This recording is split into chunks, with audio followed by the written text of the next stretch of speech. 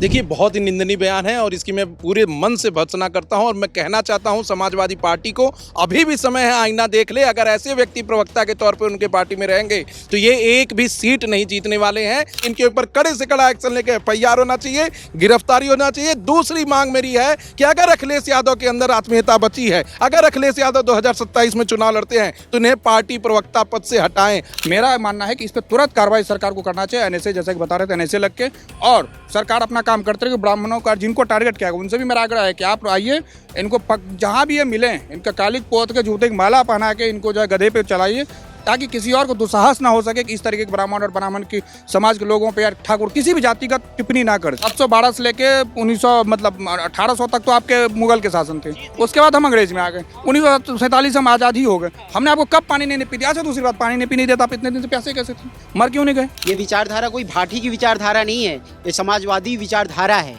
जो वो फॉलो कर रहा है वो भाटी। जूतों की माला है तो उनको जूतों की माला पहना के उनको वही मार्च परेड कराना चाहिए। ये मनवादी व्यवस्था कौन सी गलत व्यवस्था है? एक वकील होने के नाते मैं ये कहूँगा कि एफआईआर तो खैर दर्ज ही हो चुकी है, लेकिन एक ही धारा 196(1) में काफ़ी नहीं है। इसमें जो दूसरी धाराएं हैं वो भी लगनी चाहिए।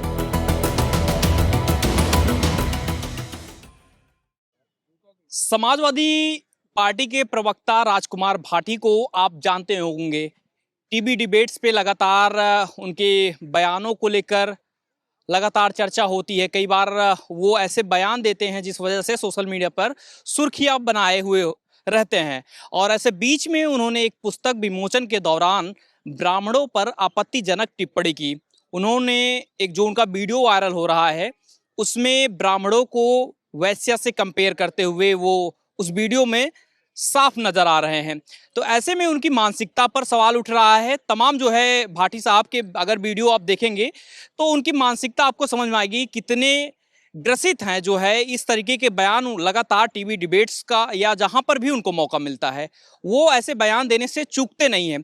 तो ऐसे बीच में उनकी मानसिकता पर जो है सुप्रीम कोर्ट के वकील क्या सोचते हैं, क्या इसकी कोई कानूनी कार्रवाई इस पर हो सकती है, उन सब मामलों पर विस्तार से बात करेंगे। सुप्रीम कोर्ट के तमाम वकील हमारे साथ में। बहुत स्वागत सर आप लोगों का। सबसे पहले तो आप लोगों ने जो बयान सुना भाटी साहब का, क्या कहना चाहेंगे, क्या समझ में आया आपको? देखिए, बहुत ही निंदनीय बयान है और इसकी मैं पूरे मन से भर्त्सना करता हूं और मैं कहना चाहता हूं समाजवादी पार्टी को अभी भी समय है, आईना देख ले। अगर ऐसे व्यक्ति प्रवक्ता के तौर पर उनके पार्टी में रहेंगे तो ये एक भी सीट नहीं जीतने वाले हैं। जिस तरीके का बयान उन्होंने ब्राह्मण समाज के ऊपर दिया है, ना सिर्फ ये कंडेमनेबल है बल्कि इनके खिलाफ एफआईआर भी कराने चाहिए, एनएसए भी लगाना चाहिए। इन्हें आजीवन कारावास की भी कहीं ना कहीं स्थिति की जानी चाहिए, क्योंकि ये एक समाज को तोड़ने के लिए किया जा रहा है। जब वो जानते हैं कि वो किसी पॉलिटिकल पार्टी के प्रवक्ता हैं तो क्या उनके पार्टी से कोई ऐसा गाइडलाइन नहीं इशू हुआ था कि किसी अगेंस्ट द कास्ट ऐसा बयान नहीं देना है? और ये बयान जो उनका है वो घृणित बयान में आना चाहिए और ऐसे लोगों को तो समाज में रहने का ही हक नहीं है। अभी उनका मैं एक बयान सुन रहा था, वो कह रहे हैं कि छोटी सी क्लिप काट के निकाल दी गई। ये कोई क्लिप नहीं है, ये आपके मन की मंशा है। जो आपके अंदर घृणा बढ़ी हुई थी एक समाज के प्रति, वो आपने दिखाई है। और कहीं ना कहीं ये दिखाता है कि आप जिस पॉलिटिकल पार्टी को रिप्रेजेंट करते हैं वहां की सोच ही यही है। जहां पर अपने पत्नी को ही गलत बोला जाता है तो वहां के मुखिया कुछ नहीं बोलते हैं। जहां की मुखिया कहते हैं पीपल के पेड़ के नीचे थोड़े से पत्थर को रख दीजिए तो वो देवता हो गए, देवी हो गए। जहां के मुखिया कहते हैं हम तो पीडीए की राजनीति करते हैं, वहां के लोग ब्राह्मणों का, ठाकुरों का कैसे संवर्धन कर सकते हैं, कैसे उनको सम्मान दे सकते हैं? और सबसे बड़ी बात मैं बता दूं कि अगर ये इसी राजनीति के साथ आगे बढ़ेंगे तो 2027 में 0 सन्नाटा देखेंगे, कहीं से भी जीतने वाले नहीं है। मैं पहले दरमियान मांग करता हूं कि इनके ऊपर कड़े से कड़ा एक्शन लेके एफआईआर होना चाहिए, गिरफ्तारी होना चाहिए। दूसरी मांग मेरी है कि अगर अखिलेश यादव के अंदर आत्मीयता बची है, अगर अखिलेश यादव 2027 में चुनाव लड़ते हैं तो इन्हें पार्टी प्रवक्ता पद से हटाएं, अन्यथा कोई ना कोई लीगल एक्शन इनके ऊपर भी होगा और अखिलेश यादव के ऊपर भी होगा। लेकिन सर आपको लगातार, क्योंकि बहुत लंबे समय से ये हो गया कि चाहे यूनिवर्सिटी में देखें वहाँ ब्राह्मणों के खिलाफ नारे, चाहे आप विधानसभा में देखें, अभी स्टालिन ने विधानसभा में सनातन को खत्म करने की बात कही। प्रवक्ता हैं, पार्टी प्रवक्ता हैं इंडिया अलायंस के, ये लोग मतलब सनातन ब्राह्मण ऐसा क्या बिगाड़ दिया है ब्राह्मणों ने, या फिर सनातन ने ऐसा क्या बिगाड़ दिया, हमेशा लोग इसके पीछे पड़े हुए हैं? देखिए, जो कोई भी हो, चाहे वो कितना पावरफुल हो, अगर ब्राह्मणों को और सनातन को खत्म करने की बात करेगा तो वो खुद खत्म हो जाएगा, लेकिन ये खत्म नहीं होंगे, क्योंकि इनकी जड़ें मजबूत हैं और ये जड़ें जो है समाज में जुड़ी हुई हैं, चाहे वो किसी भी धर्म से हो, किसी भी जाति से हो, किसी भी वर्ग के लोग हों, सबसे जुड़ी हुई है। अभी हम देखते हैं कि कैसे ब्राह्मण समाज ने यूपी के अंदर दलित समाज के लोगों को जनेऊ पहनाया और उन्हें ब्राह्मण समाज में शामिल कराया, ब्राह्मण बेटी से ब्याह भी करवाया। ब्राह्मण समाज था जो डॉक्टर भीमराव अंबेडकर को पढ़ाया था, ब्राह्मण समाज था जो डॉक्टर भीमराव अंबेडकर को अपनी बेटी दिया था, ब्राह्मण समाज था जो डॉक्टर भीमराव अंबेडकर जैसे लोग को आगे बढ़ाकर इस देश के संविधान को बनाया है। अगर उनको कम आंका गया या किसी तरीके से ऐसे बयान देकर भर्त्सना की गई तो किसी को भी स्वीकार नहीं करना चाहिए। इस देश में जितना हक दलितों का, पिछड़ों का, ओबीसी का, महिलाओं का है, उतना भी हक ठाकुरों का, सवर्णों का, ब्राह्मणों का भी है। ये सभी को मान लेना चाहिए। और अब कास्टिज्म नहीं चलेगा, जातिवाद नहीं चलेगा। ऑनरेबल सुप्रीम कोर्ट बार बार कह रही है, इसे समाज को मान लेना चाहिए। जो कोई भी जातिवाद की राजनीति करेगा जड़ से खत्म हो जाएगा, उसका कोई किनारा नहीं बचेगा।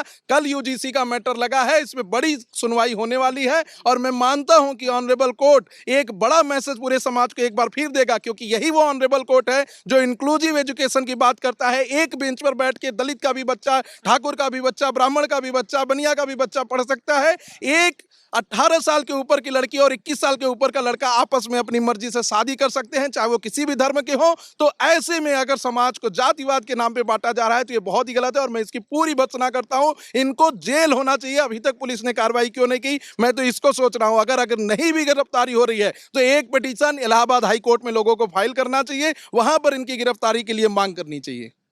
सर आपके पास आते हैं, भाटी साहब ने जो बयान दिया, क्या आपको समझ, क्योंकि वो तो कह रहे हैं कि मैं सपने में भी ऐसा नहीं सोच सकता कि मैं ब्राह्मणों का अपमान करूं, लेकिन उनके वीडियो में दिख रहा है और जिस तरीके से सामने ऑडियंस तालियां बजा रही हैं, तो जाहिर सी बात है एक सस्ती लोकप्रियता लेने के लिए ही किया गया। बिल्कुल, सस्ती लोकप्रियता के साथ साथ ये सुनियोजित राजनीति है कहीं ना कहीं। अगर देखिए, अगर जैसा कि विशाल जी भी बता रहे थे कि ये सुनियोजित तरीके से ब्राह्मणों को और सनातन को टारगेट करने की कोशिश है। इनको अभी भी समझ जाना चाहिए, क्योंकि अब तमिलनाडु में देखिए, उदयगिरी जो स्टालिन था वो कोरोना वायरस से लेकर सनातन को तुलना किया था।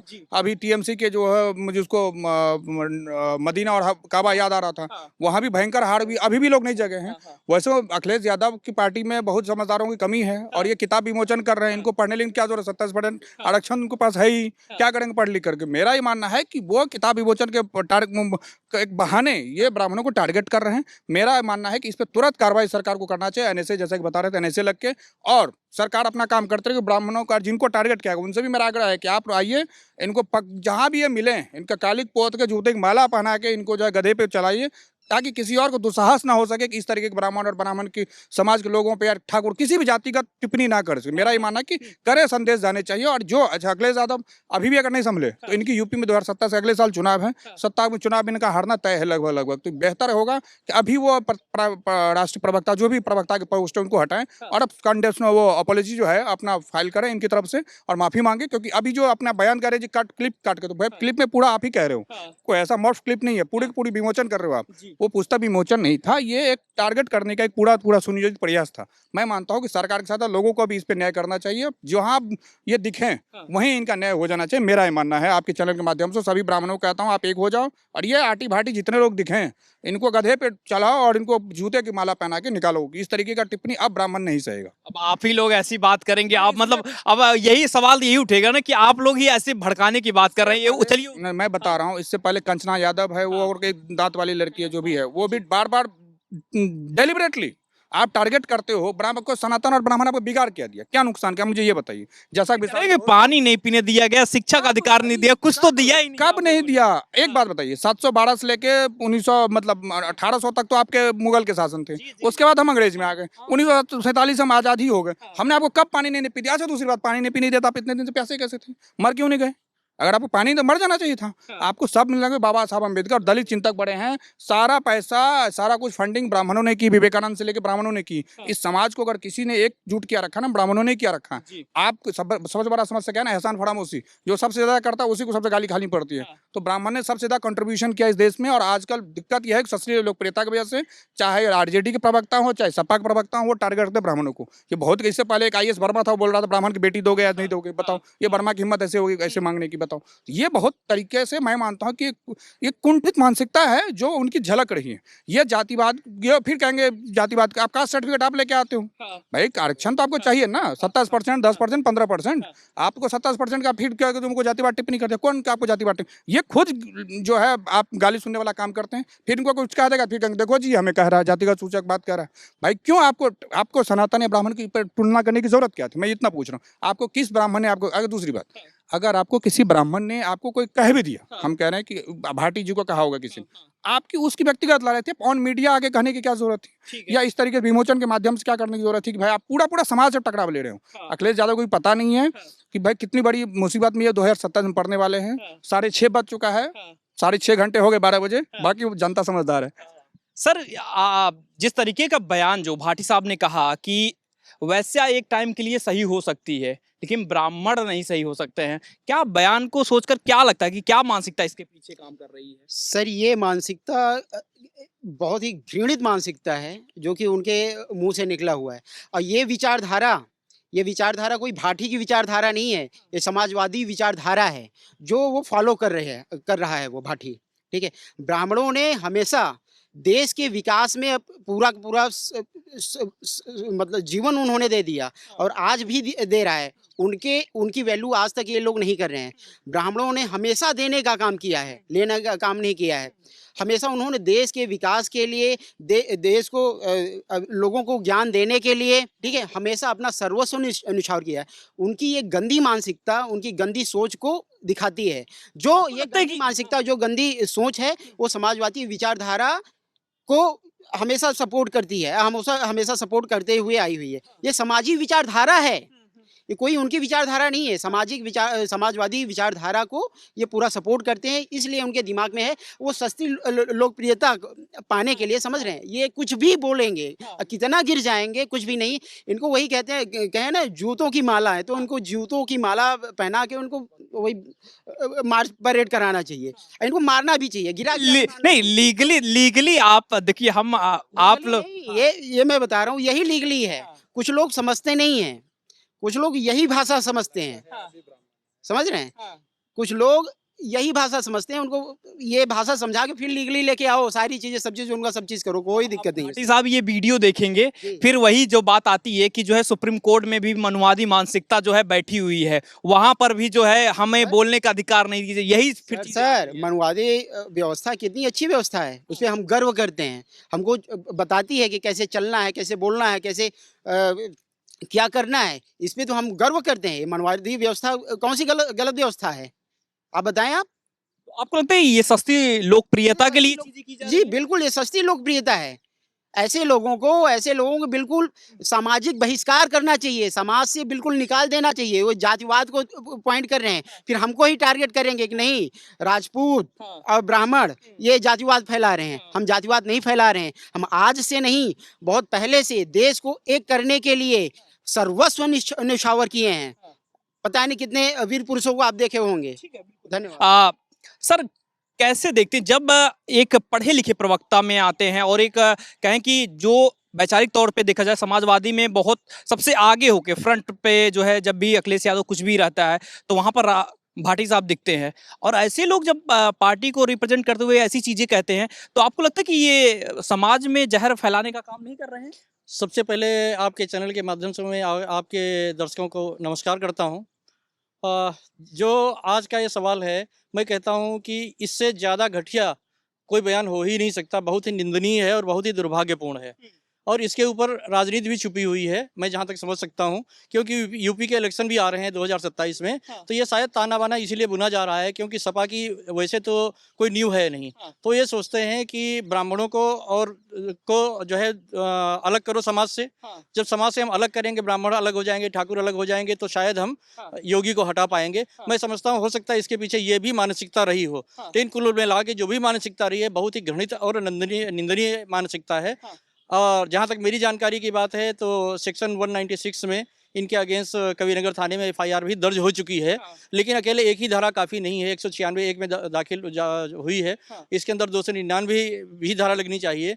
और मैं समझता हूं कि इसके अंदर कड़ी से कड़ी कार्रवाई होनी चाहिए, क्योंकि इस तरह से बातें करने के बाद में समाज को टुकड़ों टुकड़ों में बांटने का काम सपा कर रही है। वो सोचती है कि हम इस जातिगत व्यवस्था करके हम शायद चुनाव में जीत जाएंगे। मैं समझता हूं कि ये बिल्कुल नहीं हो पाएगा, क्योंकि आज की जनता बहुत जागरूक हो गई है, ये पुरानी जनता नहीं रह गई है। जहाँ तक ब्राह्मणों की बात है, तो ब्राह्मणों ने देश को बहुत कुछ दिया है। जब राजा प्रथा थी, जैसा कि अभी हमारे सूरज भाई ने बताया कि इससे पहले हमारी राजा प्रथा थी, जिस समय फिर मुगल आए, मुगलों के बाद में फिर अंग्रेज आए, तो जिस समय राजा प्रथा भी थी, तो जो भी राजा होते थे, ज्यादातर क्षत्रिय राजा होते थे, उन्होंने राजपुरोहित के रूप में ब्राह्मणों को ही रखा और ब्राह्मणों की गाइडलाइन में ही पूरे राज्य को उन्होंने चलाया। और जब राजपुरोहित राज दरबार में जाता था तो राजा खड़े होकर उसका स्वागत करता था। तो ये कभी भी अलग नहीं रहे। लेकिन आज ये सोचते हैं कि अगर हम इस समाज को अलग अलग टुकड़ों टुकड़ों में बांट देंगे तो शायद हम जो तथाकथित हरे कपड़े वाले हैं उनको लेके और इन सबको लेके और हम शायद इलेक्शन जीत जाएंगे। लेकिन आज की ये दुनिया नहीं बची है। सारे लोग पढ़े लिखे हैं, सारी जनता पढ़ी लिखी है, वो समझती है कि ये सब चीज़ें क्या हैं। लेकिन एक वकील होने के नाते मैं ये कहूँगा कि एफआईआर तो खैर दर्ज ही हो चुकी है, लेकिन एक ही धारा 196 1 में काफ़ी नहीं है। इसमें जो दूसरी धाराएँ हैं वो भी लगनी चाहिए, जैसे 299 बीएनएस की है वो भी लगनी चाहिए इसके अंदर, और 196 के साथ साथ में 353 भी बीएनएस की लगनी चाहिए इनके अंदर। तो ये सब करके, और मैं ये भी कहूँगा कि माननीय न्यायालय के अंदर भी ऐसे केसेज में क्या होता है, एफआईआर दर्ज हो जाती है, फिर इन्वेस्टिगेशन बहुत दिनों तक चलती रहती है, फिर इलेक्शन आ जाते हैं, उसके बाद में चीज़ें धीरे धीरे खत्म हो जाती हैं, एक ज्वलंत मुद्दा वो ठंडे बस्ते में चला जाता है। मैं समझता हूँ कि ऐसे सारे मामलों का जल्दी से जल्दी सुनवाई करके, फास्ट टाइम की सुनवाई करके, अगर ऐसे लोगों को 6 महीने के अंदर सजा देनी शुरू हो जाए तो शायद ऐसी हिम्मतें लोग नहीं करेंगे। एक वकील होने के नाते मैं ये जरूर कहना चाहूँगा। आपसे ये जानना चाहें कि क्या इस देश में ब्राह्मणों को इसलिए भी लोग टारगेट करते हैं, या फिर जो मन में आ रहा वो चीजें बोल दी जाती हैं क्योंकि उनको पता है कि कुछ नहीं होने वाला है? दलित समाज को इसलिए नहीं बोलते लोग क्योंकि पता है कि अगले दिन एफआईआर हो जाएगी, कोर्ट मामला चला जाएगा। ये आसान हो गया है क्या ब्राह्मणों को? देखिए, पहले आसान था, लेकिन अब 2026 में आसान नहीं है। सभी लोग एकजुट हो रहे हैं और कोई भी किसी के ऊपर कोई कमेंट करेगा तो उसे ये समझ के करना चाहिए कि ये आर्टिकल 19 सब clause 1 right to freedom of speech and expression में आता है कि नहीं आता है। और अगर नहीं आएगा तो ऐसे लोग जेल में जाएंगे हेट स्पीच के अंतर्गत, क्योंकि इन लोगों का बयान डेरोगेटरी है, अगेंस्ट द सोसाइटी है, अगेंस्ट द लॉ है और मोरालिटी है। तो ऐसे लोगों को समाज में रहने का कोई हक नहीं है। मैं सबसे बड़ी बात ये जो कहना चाहता हूं कि कैसे कोई पार्टी ऐसे व्यक्ति को अपना प्रवक्ता बना सकती है जो इस तरीके का बयान देता है और किसी एक पर्टिकुलर सेक्शन के बारे में ऐसा बयान देता है। अगर ये दलितों के खिलाफ ये बयान दिए होते तो क्या अभी ये लात घुसा नहीं खा पाए होते? अभी तक इनका घेराव भी हो गया होता, इनके ऊपर जूते चप्पल भी चले गए होते और SC/ST एक्ट अलग से लग गया होता। और सबसे बड़ी बात मैं बताऊं, यहां पर ब्राह्मणों की एक कमी है या फिर सवर्णों की एक कमी है। जब भी ऐसा कोई व्यक्ति किसी दलित के खिलाफ बयान देता है तो पूरे देश में एफआईआर होता है। ये आज हम देख रहे हैं कि सिर्फ एक एफआईआर हुआ है। देश के हर कोने से एफआईआर करना चाहिए, क्योंकि ये सिर्फ किसी एक व्यक्ति को बयान नहीं दिया गया है, ये एक सोसाइटी को बयान दिया गया है, एक पर्टिकुलर सेक्ट को बयान दिया गया है जो कहीं ना कहीं शांति से जीवन जीने में, आगे बढ़ने में भरोसा रखता है। और ये ब्राह्मण समाज के लोग ही हैं जो पुराण दिए हैं, ग्रंथ दिए हैं, धर्म रचति रचता की बात करते हैं, सर्वधर्म समभाव की बात करते हैं। तो ऐसे में इनको पूरे देश से इनके ऊपर एफआईआर कराना चाहिए कि इनके जाके जमानत लेते लेते पसीने छूट जाए। जिस कोर्ट में जाएं वहां के वकील जो ब्राह्मण समाज के हो इनका स्वागत अच्छे से करें। लेकिन यही तो कहा जा रहा है ना, भाटी साहब ने कहा कि मैं सपने में भी नहीं सोच सकता कि ब्राह्मण समाज का अपमान करूं।